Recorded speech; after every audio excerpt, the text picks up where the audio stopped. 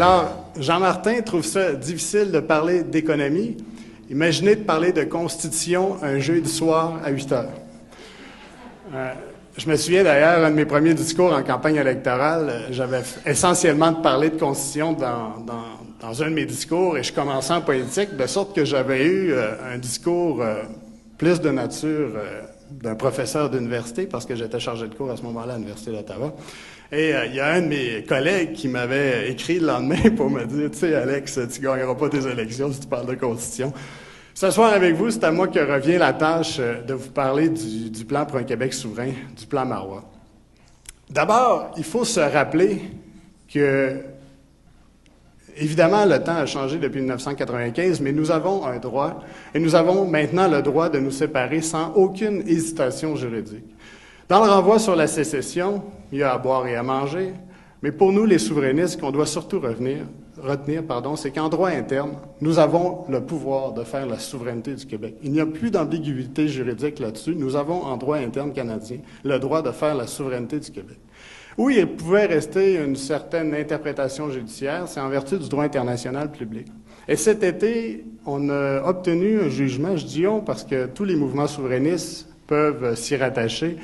Il y a une décision de la Cour internationale de justice qui est venue confirmer qu'il n'existait rien en droit international public pour interdire la souveraineté d'un État. Alors, nous avons le droit en droit interne, nous avons le droit en vertu du droit international, alors tout ce qui nous manque, c'est la volonté du peuple québécois, et c'est là-dessus que nous devons travailler. Le plan pour un Québec souverain, le premier élément du plan, c'est de faire respecter nos compétences et c'est de mettre notre pied à terre. Il y en a qui disent, mais pourquoi vous avez écrit ça dans le plan, l'importance de faire respecter nos compétences, ça va de soi? La raison pour laquelle on jugeait nécessaire d'inscrire dans le plan, et ça je trouve ça fantastique, parce qu'à chaque fois que j'entends un bébé comme ça, j'ai toujours le réflexe d'aller me précipiter, soit pour lui donner une couverte, la suce, la changer de couche.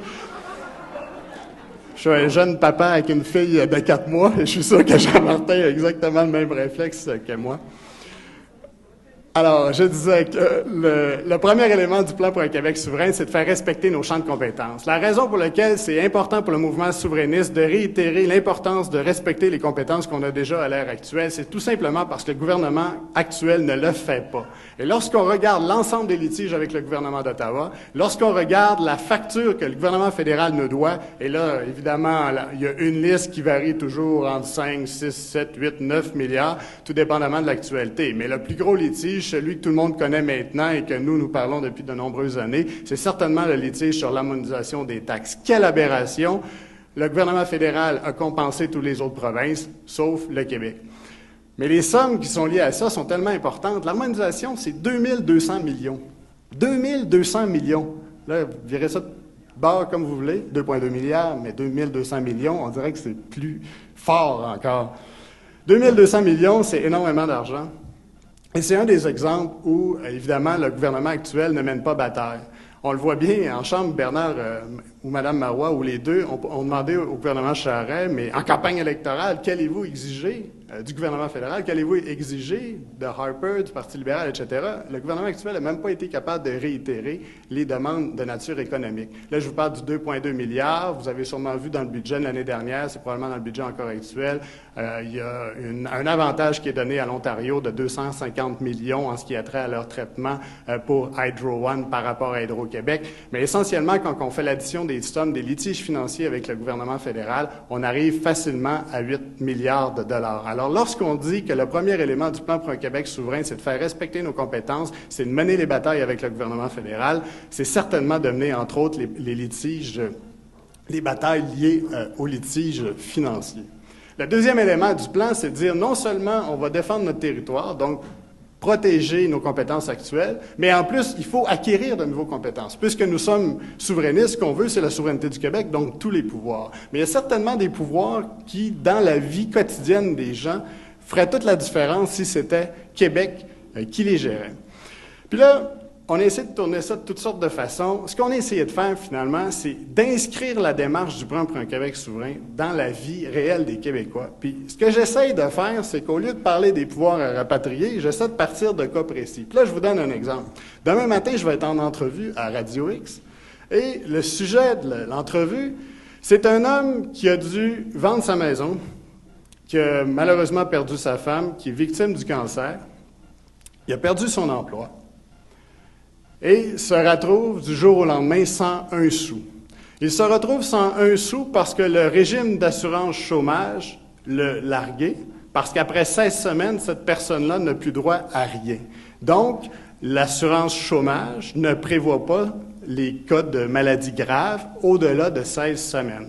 Alors nous, le monsieur se tourne vers moi parce que c'est un citoyen de la circonscription de Lac-Saint-Jean, mais évidemment, ce type de cas-là est partout à travers le Québec, et me demande « Qu'est-ce que vous pouvez faire pour m'aider? » Malheureusement, dans ce genre de situation-là, c'est la loi sur l'assurance chômage.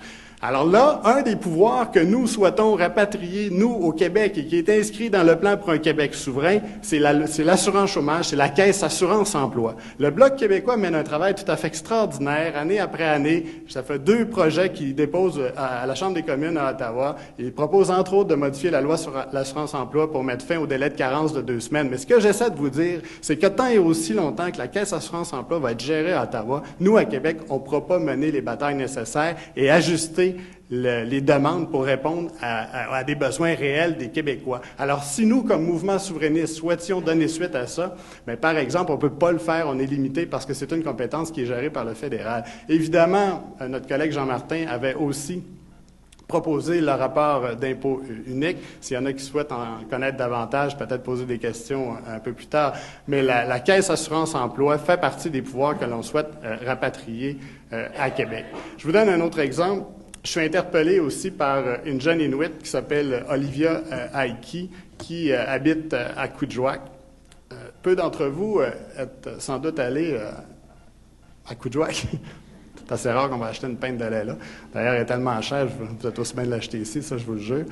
La situation, la pire crise sociale au Québec est certainement vécue sur les territoires inuits. Ils ont le plus haut taux de suicide. 30% des enfants font l'objet d'une dénonciation à la DPJ. Fait que, bref, quand vous regardez un groupe de 10 jeunes dans une école secondaire, dites-vous qu'il y en a 3 sur 10 là-dedans qui ont malheureusement fait l'objet d'une dénonciation à la DPJ.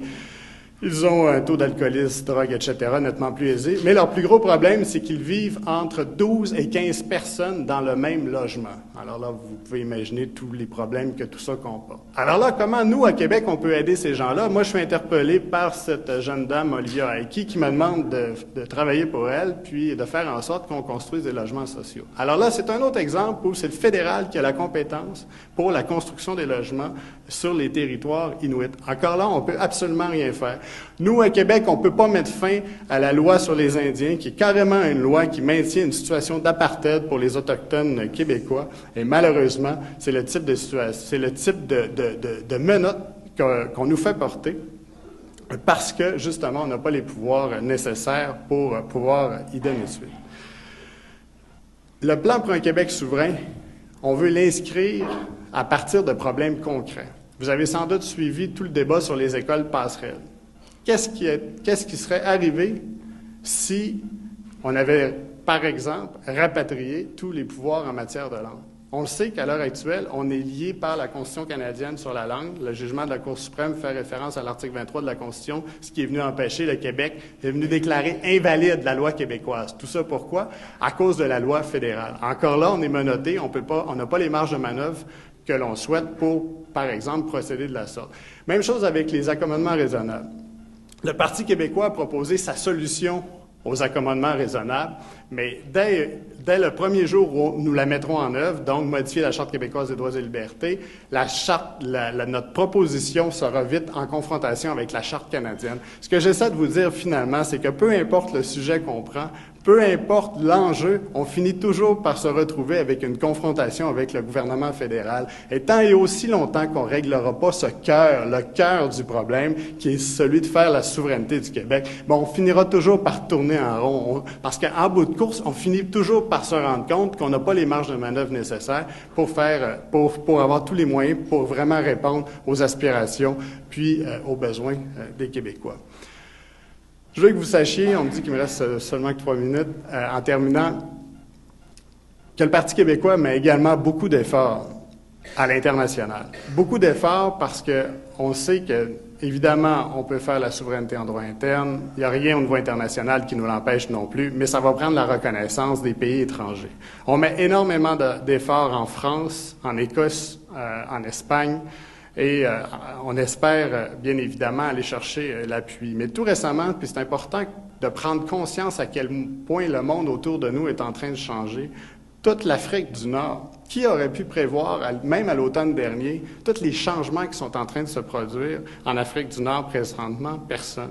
Moi, j'étais à l'Université d'été du Parti socialiste cet été. J'étais assis à côté d'un des leaders de l'opposition à Ben Ali, qui était le président déchu, qui est le président déchu maintenant, et lui-même, qui était un des chefs d'un parti d'opposition, ne voyait pas le jour où il réussirait à se débarrasser de Ben Ali. J'ai mangé avec lui à l'Assemblée nationale à la fin du mois d'octobre. Et même à la fin du mois d'octobre, il me disait, d'ailleurs, Bertrand l'a rencontré, on l'avait croisé, Bertrand, ensemble dans les marches à l'Assemblée nationale, et même lui, à ce moment-là, était incapable de prévoir tout ce qui allait se passer. Ce que j'essaie de vous dire, c'est qu'on doit rester à l'affût, parce que le changement, le vrai changement est peut-être beaucoup plus près qu'on pense. Il faut rester prêt, il faut se motiver, parce que c'est chacun d'entre nous qui avons ce pouvoir-là, parce que le vrai pouvoir du peuple, il s'est exercé ailleurs et il peut sûrement s'exercer ici aussi. Merci beaucoup. Bonsoir.